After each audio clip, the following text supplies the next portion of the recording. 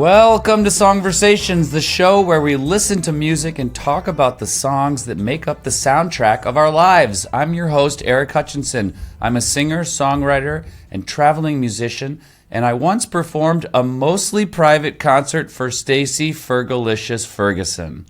With us, as always, is producer Burns. We'll catch up with him at the end of the show. Our guest today is a TV commentator, nationally syndicated columnist, book author, and public speaker.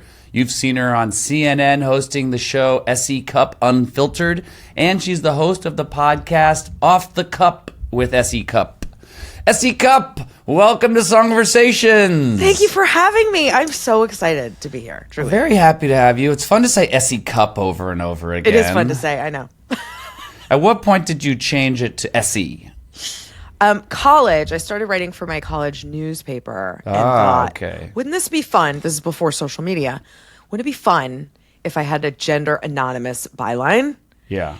And was sort of like a, gadfly reporter about campus, and people didn't know, if I was a man or a woman, which worked. That was great for some time. And then I went into the world with that byline, S.E. Cupp, because it was on, my resume and my clips. And it just became my byline. And then I ended up doing TV. So like the jig is up. Yeah, but it still sounds cool. And, it's only women, I feel like. Maybe, I don't know, E.E. Cummings? I don't know. But it feels like only J.D. women Salinger. ever. Yeah, I guess, yeah. Did he do it to But I've got a good one. I've got S.E. Hinton. Yeah, okay, there you go. Sort of, and I loved The Outsiders. And when she tweeted at me once, and I was like, oh my God, namesake. Wow. Yeah. That's cool. Well, thanks for being here. We met, I did your podcast. You invited me to come on, and we talked, and that was a lot of fun. And now you are repaying the favor, and I appreciate it. I feel like you're repaying me because I never asked about this.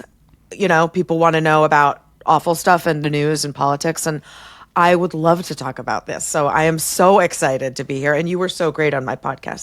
Thanks for coming. Thank you. And you're a big music fan, right? So I love music. Yeah. Yeah. You've heard music. You listen to music. I'm into some music. Okay. Here's how things are going to work today. I'm going to ask you some questions about music and your life. I have no idea what songs you've picked, and we'll be listening to them kind of in real time.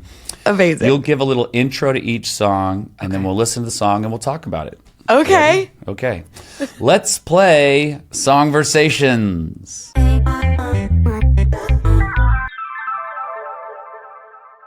Yay!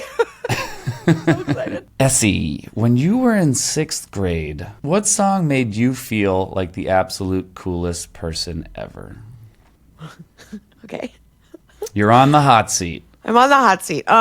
Isn't this funny? I mean, I feel like you're getting interviewed all the time and like big questions, hot things are happening, and here I am how do we asking you. save our democracy? Yeah, and I'm like, but what song did you like in 6th grade? I'd rather answer these. These are fantastic questions. Okay. Okay.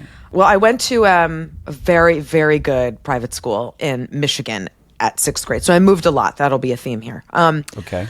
And for this particular year, I was in Michigan at a great private school, and the song, and it was a nerdy school, and you're going to know it was nerdy based on what I tell you. But the song, which required us 6th graders to sing in harmonies together, was More Than Words, Extreme. Love. I don't know how cool it sounds, but that was, if you could do that and you could sing in harmonies, you were cool.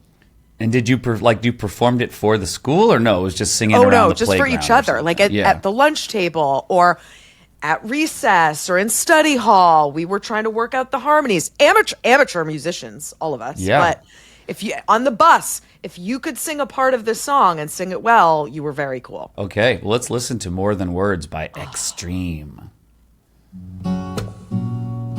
Just iconic right off the bat. Taking me back. Oh. Why was this like crack for us? The other thing that's funny about this band is like they were one of these bands that was like a metal band. We'll get back up to the song because we definitely got to hear some of the harmonies there. But they were like a metal band, and then got popular for like an acoustic song. They were another one of these bands that like everyone was like, but we love your acoustic ballad that you did, and they were like, okay, I guess, but this is just so simple and perfect. Yes, and they showed up with their metal hair. Yeah, and it sounded like this. Yeah. And All had right. this, I mean, I think it's acoustic, right? Definitely acoustic. Yeah. And there was that great video where it was just them in the black and white room. Right. Yeah. All right. Let's keep And going I'll tell here, you, this friends. song came up again because when I went to college, I went to Cornell, which is a big a cappella culture. Oh. Okay. And I didn't do any of that, but because I worked at the paper, that was my thing. But I dated some guys and I really loved the a cappella guys. Oh, and one okay. of the hit songs that the hit a cappella group sang was More Than Words. And I befriended some of them. We'd go to like late night parties and they'd bust out their guitars and sing More Than Words. Wow. Just catnip. for Total Essie. catnip for the nerdy girls. And Essie never wrote like an undercover expose on the a cappella groups to like bring them down from the inside or anything like that. No, it's funny you should ask though. I'm sure you know the movie Pitch Perfect. Yes. Okay. My friend, Mickey Rapkin, who worked with me at the school paper, wrote the book that became Pitch Perfect based on his experience at Cornell a cappella. Wow. So he was in the top group. It was called Cayuga's Waiters. And he was in that top group. Okay. Don't judge. They were Yeah. awesome. I love that there was a And- top group and not just a group. They were I mean, there were lots of a cappella groups at Cornell, but Cayuga's Waiters for the men were the best, and they put on the best concerts. And there was a little time where I would go to their parties, and they would sing More Than Words for me. For me. All right, let's keep going to More Than Words. I want to hear these harmonies we were Yep. talking about because they're really great. More than words is all you have to do to make it real. You know, as I'm hearing it, it's also very it's very classic. Like it sounds like it could be an Everly Brothers song. It's like very old fashioned kind of. If you told me the song was from the 50s or 60s, I'd probably believe that. And Totally. I would go out with any guy that sang this song to me also, I think. You could not say no. Yeah, I couldn't say no. Also, though, this is reminding me, this song is weird lyrically. It's so romantic, but then lyrically, he's pretty much saying, you got to give me more than words, babe. I need actions. I need Yes. physical contact, babe. He's a little bit at the end of his rope. Yeah, he's like, it's like not as romantic lyrically. He's not No. saying like, I'll wait for you forever. He's like, this is it, babe. I've waited long enough. This is Right. the night. Prom is coming. Yes, exactly. And that's a little weird. I never really thought about it till later on, but True. it's a great song. It's a great pick, and I love that made you feel cool. It did. Moving down just a little more, like later in life, is there a song that made you feel dangerous in high school? Yes, but I fear you will look at me differently if I tell Oh you wow, what this song I'm is. very excited to do that. Oh no. It's also not suitable for work. Okay, good. Yeah, that's the most dangerous in high school. I'm afraid to say it. It's okay. In high school, I was in Massachusetts, and we went to an all-girls Catholic school. That explains some of this. Okay, I'm excited. It's give me that nut. What? I need you to say it again. It's give me that nut. Give me that nut. Do we know the artist? I actually don't remember the artist name on this one. It's Eazy-E. It's Eazy-E. Oh, Eazy-E, of course. Eazy-E, give me that nut. Oh, boy. Eric, you can't play it. We can't play it. We can play it. We can do anything we want on Sonversations. Oh my God, you can't play it. There it is.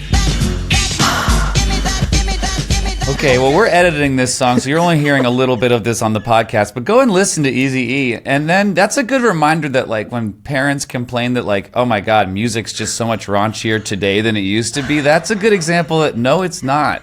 I'm crying. Eazy-E was very explicit.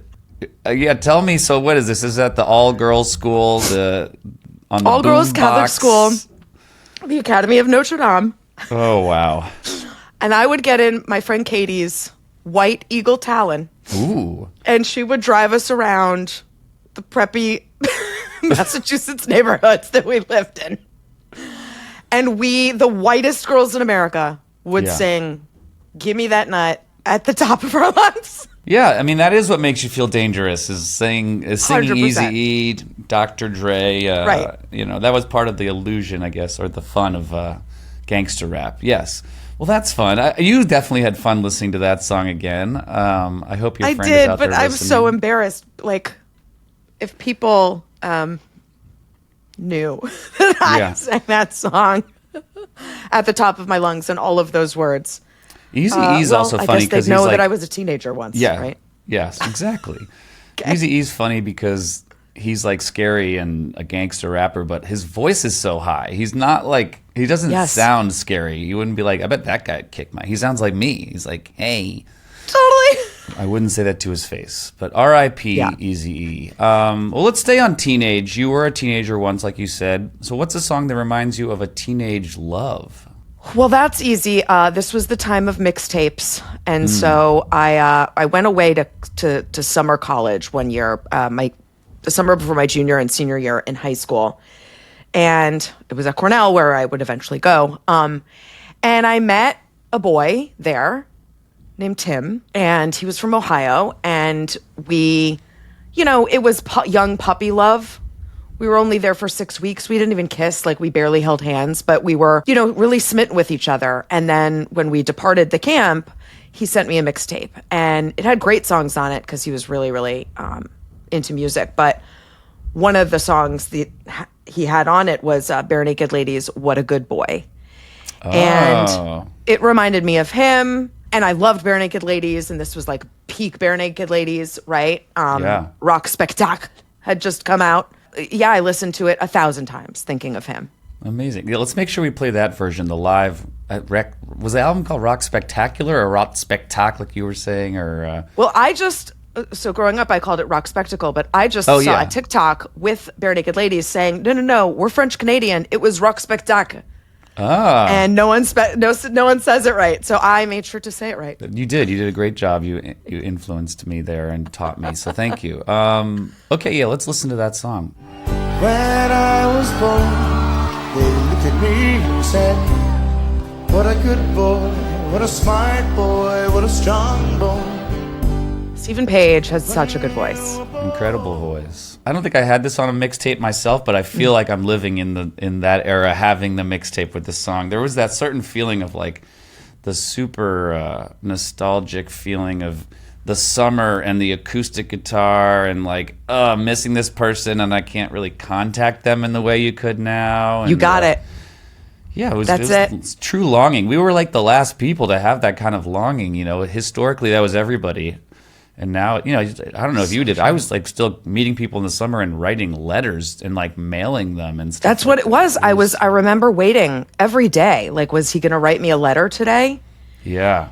And the funny thing is, I'm still friends with Tim to this day, but we both Hi, got back Tim. to Cornell. We both ended up going back to Cornell Nice. and meeting up. And I think we tried sort of to maybe date for a couple days. It didn't work. And then sophomore year, I had a boyfriend. And he called me to come meet him because he wanted to tell me something. And he was gay. And great.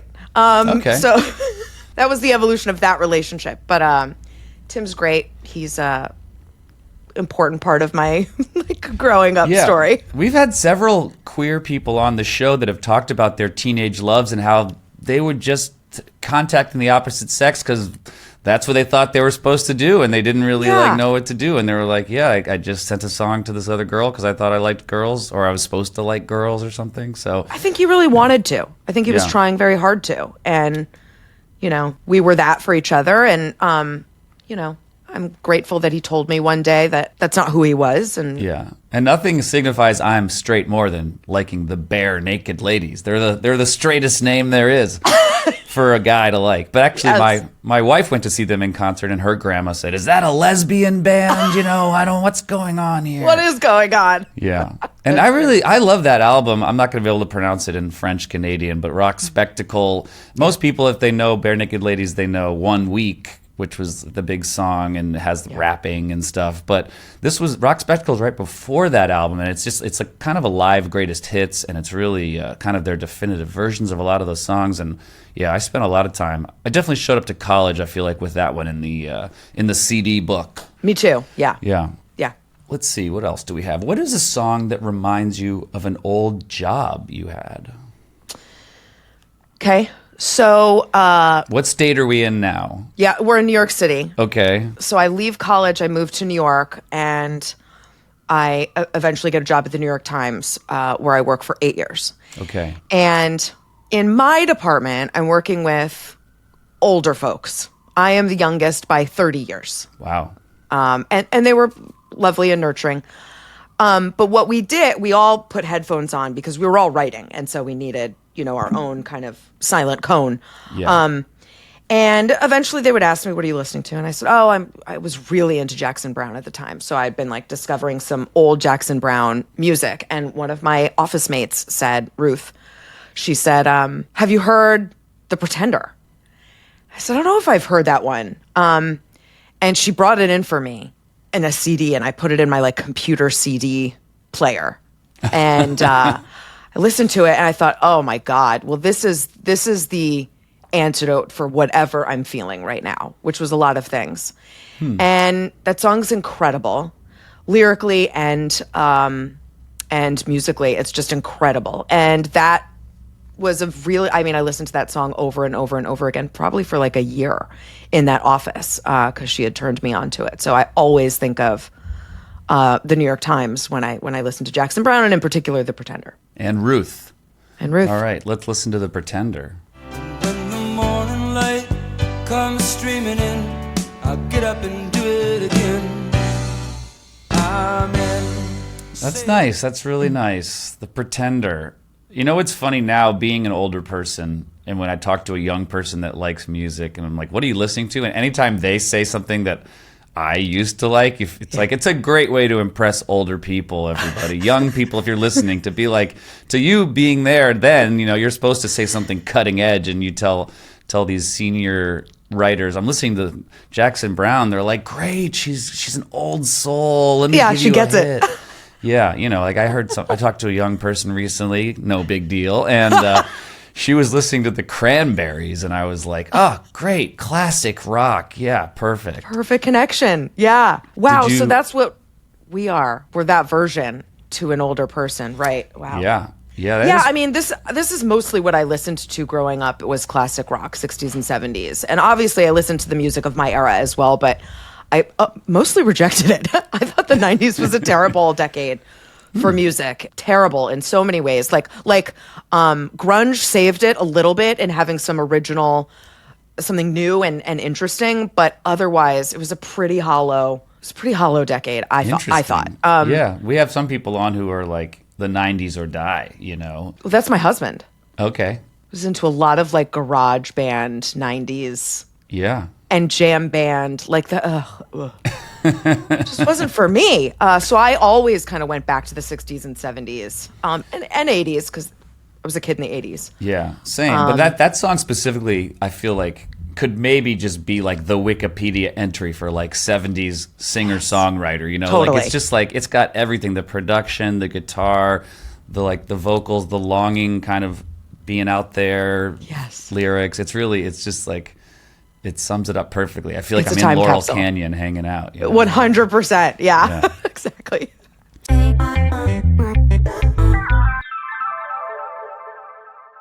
Okay, Essie, we're going to take a break from the music for a minute for a little game we like to play here called 3 Stupid Questions. Are you ready? Sure.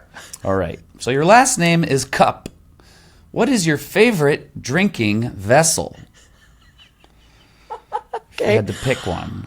Well, I've got this with me at all times. This is my giant Yeti, and it's usually filled with ice water, and I drink it all day long. Yeti plug, everybody. Yeti plug. So that's how many ounces are we looking at? That looks like at least a 32 ouncer. This is a 32, but I've got like I've got small, medium, large. I've got one for every occasion, but this one's with me at all times. Yeah. Okay, got it. And that's how often are you washing that? That's a big thing with some people. They're like, I wash it every 10 hours. Some people are like, I wash it once a week. Some people are like, you have to wash it? I thought it was just a Yeti. I wash it every day. At the end of the day, I wash it. Okay. Yeah. Just give it a good rinse. Again, it's just water in there, but of course I wash it. Now, did you ever have one of those jugs that was like, keep going, had all the lines on it that was like to get you to drink water all day, like, you've got this? No, a motivational drinking water. Yeah, have you seen water those? bottle? No, I don't need that. I drink a ton of water. I always have. I'm drinking all day long. Need no motivation. Okay, got it. Yeah, it's crazy that people drink so much water now, you know? Do you remember drinking water ever as a kid? Just because I was like dying of thirst. I'd be like, I should probably have some water. Other I'd have than to be that, it dying. was juicy juice or milk or nothing. High C, Capri Sun, Yeah. milk. We had New England, we called it a bubbler, right? We had the water fountain at school. A bubbler. But like, maybe I went there twice, and there was never a time my mom sent me to school with water, which we do, I'm sure you do with your kid too, but like, Absolutely. our kid goes to school with a drink and a water bottle. You're nobody if you don't have a water bottle now. It's like a status symbol, you know? No, I don't understand how we all survived because we drank no water as a kid. The next generation is going to be way more hydrated. Definitely. Yeah. Okay, you're a self-described oyster enthusiast. So stupid question number 2, how many oysters is too many oysters? Oh. Okay, you can answer this question in a couple of different ways, Eric, and it's a really good question. The first way to frame that question is like, how many is too many, where you'd eat too many and it would stop being enjoyable. That's one version of that. But the other version is, how many would you eat before you start playing roulette with getting a bad oyster? And that is the one I like to think about when I sit down to eat oysters. It's like, what is the roulette number? And that depends on where I am, who's serving them, like what kind of restaurant's serving them. Like, if I'm at a really great seafood place that like specializes in oysters, that latter question, I can push that. I can push that to like a dozen. Okay. Yeah. A dozen. If I'm not at a great place, I might be at 2. Do you do the dollar oysters and stuff like that at places, or is that's not? It has to be a really good place for me to do a dollar oyster. And we live in New England. There are lots of them. Yeah. But you get to know like what are the good places and the not good places. At like a festival, the answer's 0. Okay, got it. Even if it's an oyster festival, the answer's 0. Really? Yeah. If we're Why? we're outside in the sun, 1,000 people are roaming around, you're just shucking and churning. Absolutely not. This is kind of my hot take about food festivals in general, is the food's not very good at the food festivals, it's being made for 1,000 people to enjoy. That's hard to hard to do. Even the best chef, like that's challenging. Okay, this is a follow-up question from that same thing. Would you go to a food festival and eat 12 oysters to save democracy? If democracy hung in the balance, would you eat 12 unidentified oysters? Unidentified. You just threw that in there. At the food festival, you're just like... at the food festival. You're like, is it East Coast, West Coast, or like, we don't know. We just opened them. Or like, but like democracy mid-Atlantic. hangs in the balance. Right. Okay. Well, if the worst that happens is I get very, very sick, but don't die, I could take that on the chin. Okay. I've been there before. I mean... There you go. A New Englander, I've gotten sick from oysters. So yeah, I'll do it. I'll do it if the worst that happens is I get very sick, but don't die. Got it. Okay. Thank you for saving democracy. You're welcome. You worked for CNN for a long time. So stupid question number 3. What stupid subject would be the easiest for you to anchor an entire 24-hour news story on? You're on the hot seat 24 hours. All the other anchors are sick from oysters. Yeah. What are you in like, let's go, I can fill 24 hours? The Real Housewives. I can do that. I can do it. I can do days and days of that. You could do a whole week. Oh yeah, I could do it endlessly. And I do. I mean, I go on Bravo, I go on their shows, I go to their conventions and interview Bravo celebrities for Bravo. So I'm very plugged into that world, but it's the thing I know the most about other than politics and the news. And which housewife all crew would you be in though if you had to pick one? All of them, doesn't matter. You'd just be happy to be there. I could do them all. I can do all the housewives, but I can also do like Summer House, Winter House, Southern Charm, Below Deck. Wow. I mean, anywhere you want me to go. Yeah. Okay. I'm on it. I'm your ace reporter. We go live. Wow, it'd be a huge story if you were on hour like 22 and everyone's like, she's still going, everyone. She's still going. We've got people calling in, I mean, I'd have sources. There are people I could call guests on. I've got a Rolodex of people that could fill these hours with me. I mean, I don't know. Maybe you pitch this to Bravo. It sounds like a pretty good idea. Maybe we need BNN. In addition to Bravo, we need Bravo News Network, where I'm doing the breaking news. Eric, you might have just come up with something amazing. I'll take an executive producer credit. I don't want anything Yes. more than that, but that I will do that. Yeah. I mean, this is something. This is something here. Yeah. And I could do it. And there is breaking news. There's breaking news happening all the time. Constantly. Wow. I'll think about this. Okay, please do. All right, let's get back to the music, Essie. What's a song it took you a long time to learn to appreciate? So I've long loved Fleetwood Mac. Yeah. Fleetwood Mac is very easy to appreciate.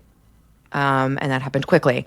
But there's a song that I would always skip over. I didn't bond with it at all when I was young. But then I discovered another song, and it really helped me bond to this song. And the song was Tusk. Okay. And I don't know if you know Tusk, but it's sort of this almost bolero-like build-up where they keep adding like stuff to it after every verse. Like they keep adding instruments and it keeps building and building and building. And it's this kind of crazy out of control song that I would skip over. But when I heard 9 Inch Nails' Closer, Okay. okay, stay with me. Yeah. And I got really into that song. I really loved that song because it's a brilliant song. Suddenly Tusk came back. And I was like, this reminds me of Tusk. It reminded me that in lyrically, there are some common sort of themes. And then also just in the structure of the song. And then I fell in love with Tusk. And I love Tusk. Okay. Well, Burns, let's definitely get Closer to listen to after this one because I want to hear the similarities. You might be the first person ever to connect Trent Reznor and Lindsey Buckingham. I like this. Okay, let's listen to Tusk.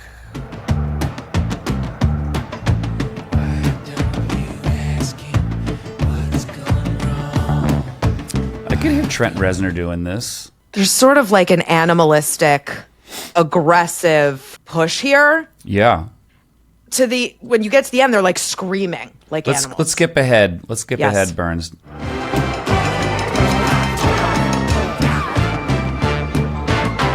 And I believe this is the USC marching band playing with them.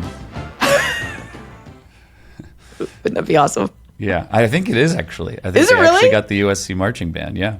Awesome. Okay, Tusk. Lindsey Buckingham, I think, actually an underrated guitar player. He's never mentioned in those lists, but I think he's a very innovative, interesting, melodic guitar player. And I would agree with you that this took a while for me to appreciate. I still don't ever go to listen to this album. I always go to Rumors. Yeah. Let's listen to Closer, and then I have a song from this album also that took me a long time to appreciate. I'm going to just piggyback on this. Perfect. Let's listen to 9 Inch Nails.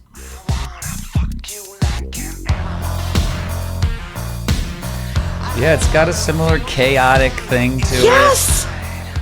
This song would also count for me. I really like this song now, but this song definitely took me a long time to appreciate because I was scared of Trent Reznor. I was scared of the music video. Yeah. I didn't get hearing it now. It's like it's pretty much a funk song, but put through like the 90s like techno world and stuff. But yeah, it was too scary to me as a kid. I was like, this guy's intense. But you did like some scary. 90s music because that's 90s stuff. That's Yeah, it was very intense, and I'm sure you remember this because we're of a similar age.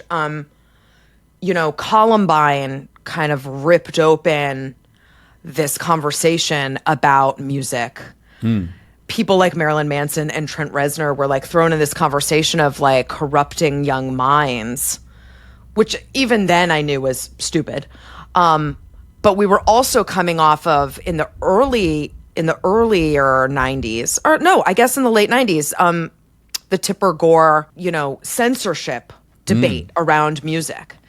And so when I think back to 9 Inch Nails at that time, it did feel dangerous. All the adults were like trying to get kids to not listen to that kind of music. right. And that certainly had an impact on me, but I think it made me want to listen to it more, as that usually goes. This is interesting. And I did. I I thought Trent Reznor was like really smart. I think he is smart, and he's had a really interesting second part of his career as a composer and everything. And the Social Network music is like so good. Yeah. I want to go back to Tusk and play a song off there that took me a long time because, I think to your point, a lot of Fleetwood Mac just goes down easy. That's what we like about it in this day and age. Yeah. But And my thing is that Christine McVie is the secret weapon of Fleetwood Mac. I feel like she's wrote so many of the great songs. This is one that she did, and oftentimes she would have Lindsay sing them. But this song it took me a long time, but it's like her kind of thing. But this one is just, again, they were being weirder on this album, so it's just not as like easy listening. But this song's called "Think About Me," and it just makes me really happy now. But it took me a while to be like, this is as good as this could have been on Rumors, kind of. But it's just a little more raw. So let's listen to "Think About Me." I don't hold you down. Maybe that's why you're around. But I'm the one you Yeah, I mean, after Closer, it sounds pretty easy listening, I guess. But It is, but that's a great song. it is a great song, but it's just raw, and it's just got a little more angst. And that's another song. By the end of the song, they're kind of screaming it, "Think about me" and stuff like that. But Do you know what her voice always reminded me of? And it's not a value judgment. I love her voice, but it always reminded me, like, she looked like, because I didn't know what she looked like as a kid. She sounded like she would look like Janice from the Muppets. yeah, I like that. Like a 70s songstress. Like, I think my guess is Janice is modeled after Carly Simon. Is my guess. that makes a lot But I of have sense. no idea, and I always kind of thought Janice was hot as a Muppet. You know, I thought she was like, Well, she is. Look at this lady. yeah, she's all lips. I mean, she is. She is. She's like half Mick Jagger, half Carly Simon. That's a good call. But yeah, she was like a hippie musician Yeah. lady. She's always just like having a good time, man. Yeah.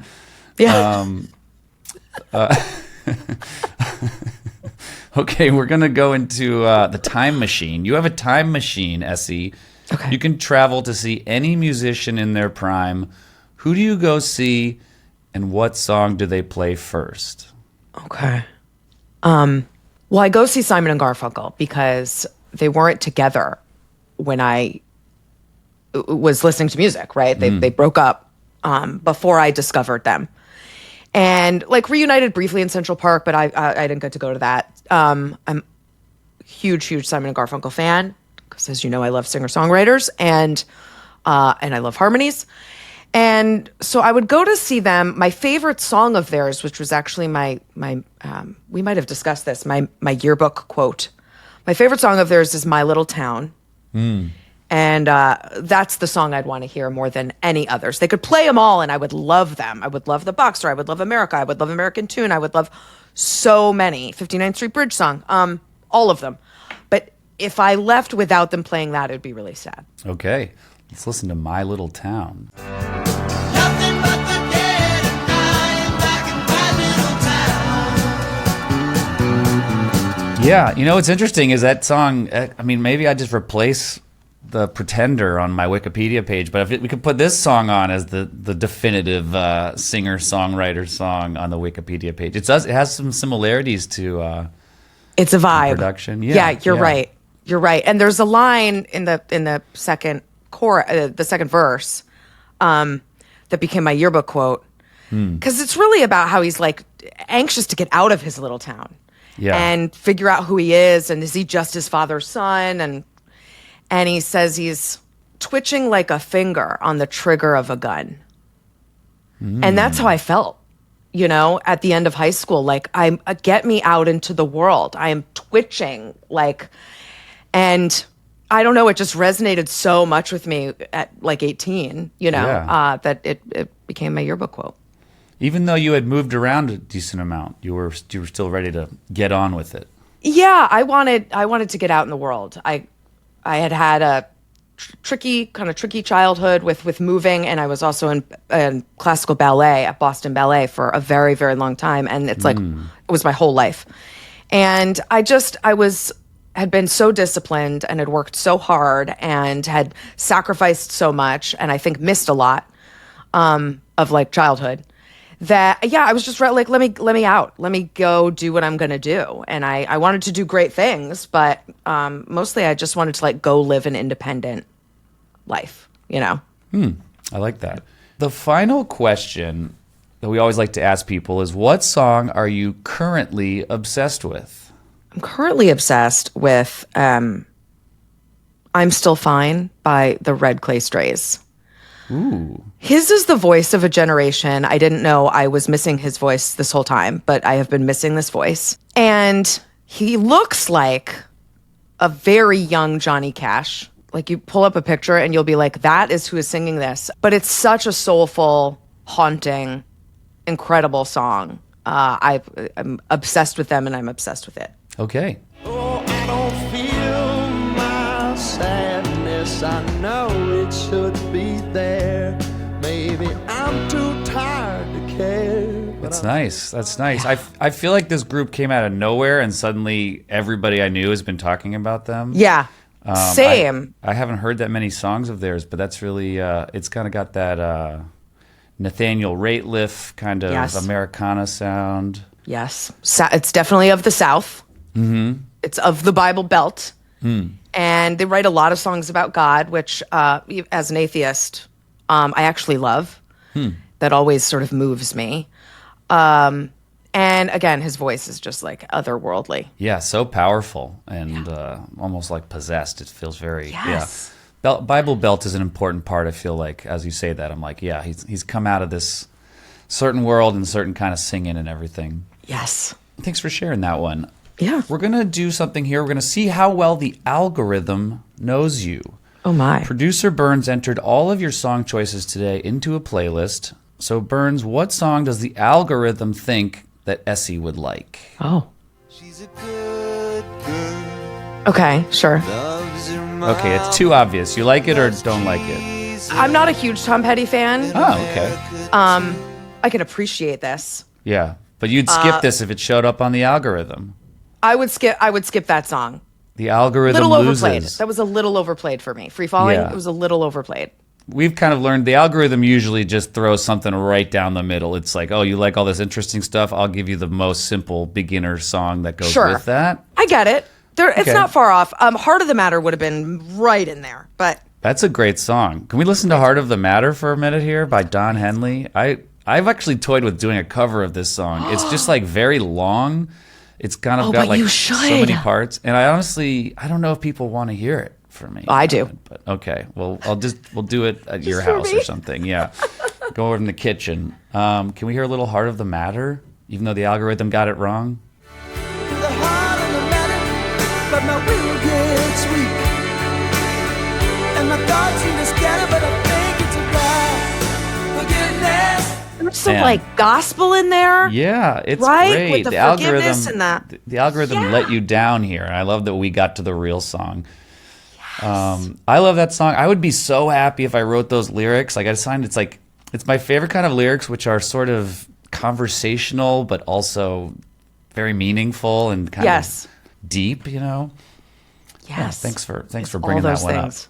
up. Essie, thanks so much for joining us. This has been so much fun. You have excellent music taste, I'm excited to say. Great. And we've had so much fun. Do you have This anything you was want to so plug much or fun. anything? What an awesome job you have. And what an awesome show. And this was such a gift to me. Thank you for letting me do this with you. I would have never in a million years guessed we'd be listening to Eazy-E. So this was exciting and revealing. So I'm thank embarrassed. you. I will I'm always embarrassed. think of you now for that song, and I will always connect Tusk and Nine Inch Nails together. So thank you I for love those it. music Perfect. gifts. Well, thanks, Eric. Thank you.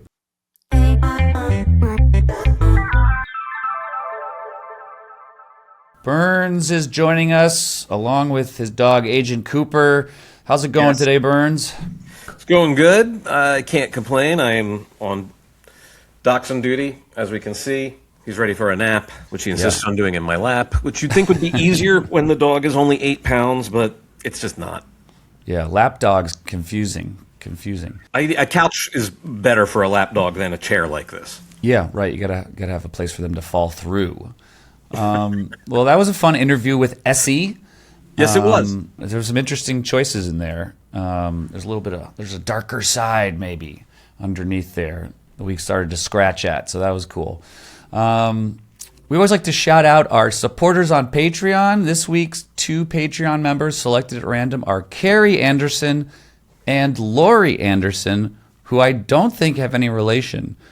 But Carrie Anderson and Lori Anderson, thank you for being Patreon supporters. part of the Songversations Nation, and being generally awesome human beings. And don't forget, you can get episodes of this show early and ad-free. You can get extra interview clips. You can get special playlists and even get interviewed for your own Songversations episode. Head to patreon.com/Songversationsnation to sign up and support us. Before we go, Burns, it's time to select this week's best song ever. Best song ever. That's your favorite song of the moment right now. So, Burns, what is currently your best song ever? My current best song ever is riding hot on the heels of me spending a lot of time this weekend listening to A Tribe Called Quest. Ooh, okay. And I was gonna try and go for like a deeper cut, but then I thought, fuck it. You know what song rules? Can I Kick It? Can I Kick It is just a fucking great song that I could listen to pretty much every day. So, really is one of the best songs ever. Okay, let's listen. I love this song. I love Tribe Called Quest. Can I kick it? Yes, you can. Can I kick it? Yes, you can. Can I kick it? Yes, you can. Can I kick it? Yeah, it's got everything. It's got that Lou Reed sample that of what's that song called? The Side, the Wild Side by Lou Reed. It's a great song, and they take that iconic sample and they put those awesome boom bap drums on there. And yeah, I love Tribe. They're one of my absolute favorite rap artists ever. All right, well that's me. What about you, Eric? What's your current best song ever? My best song ever is, I don't think I've talked about this guy yet, which is crazy because he's just one of the cooler dudes out there. His name is Dijon, and I definitely heard about him for longer than it took me a while to get into him, but he's got a newish album out, and his stuff is kind of opaque and dense, and it's like very artisty. It's there's like some Prince in there. He just worked on the new Justin Bieber record, actually. Bieber very coolly reached out to him and said like, hey, I want your sound. And so Dijon just does a lot of weird production choices, and so the records are kind of hard to like get your arms around right away. But this song's called Higher, and it's just cool, and it continues to grow on me. And Dijon is definitely a cool artist that if you don't know him, you should definitely check him out. Well, gotta see, watching you blow up, ballooning, petting me, kilo, no, kicking you in. Yeah, it's cool. It's not particularly like, it just feels like he's also a collaborator with another guy I really like named McGee, and both of them, their production style is very much like almost daring you not to want to listen to it. They're kind of they sound like kind of demos, or they're just turning knobs and mixing around with stuff. And yeah, I enjoy it. Are you a Dijon guy? Have you listened to much of him? No, not much. I'm lately familiar. I'll say that reminded me of you. Well, that's high praise. It is embarrassing when I like a song and someone says it sounds like me, because it's just like going down. It's a snake eating a snake. I think I could very easily take the other side of that argument, though. You know, I mean, especially as an artist, I think it's important to be, you know, always looking for inspiration. You know, I think it's got to be valuable to find people that are similar, right? And I mean, because he's obviously very different as well. I mean, he's doing all sorts of stuff that you don't do. You do things he doesn't do. He's being brave in production things that I wouldn't want to do. And that's what was interesting when he worked with Bieber on a bunch of these songs, is they kind of meet in the middle, and Bieber singing. There's even a song where they're duetting together, but like it's a little more sanded down and pop, but it's still, once I've like learned his production styles and things, I can hear him in a lot of the stuff he works on. It's just, I don't know, he's just taking some interesting risks. And like I said, it kind of reminds me of like some Prince B-sides, or like kind of when Prince was getting into his weirder, less commercial stuff or something. But yeah, that's Very my cool. song. Thank you for sharing that with me. I'm going to spend a little bit more time with Dijon, All right. whose bio on Spotify is just a smiley emoji, which is like, man, can you imagine getting away with that? That's the young Gen Z types, you know. That's it. Yep. Well, thanks for listening, everyone. Songversations is produced by Alex Burns, edited by Jonathan Grimm, and hosted by me, Eric Hutchinson. Check us out at erichutchinson.com/songversations.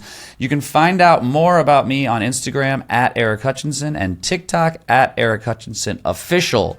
Thanks for listening, and join us next time when our guest will be Taylor Swift. She's confirmed it's happening. This is amazing. I'm Eric Hutchinson. Always remember to put your phone down, listen to music with other people, and practice being a decent human being. Until next time, goodbye.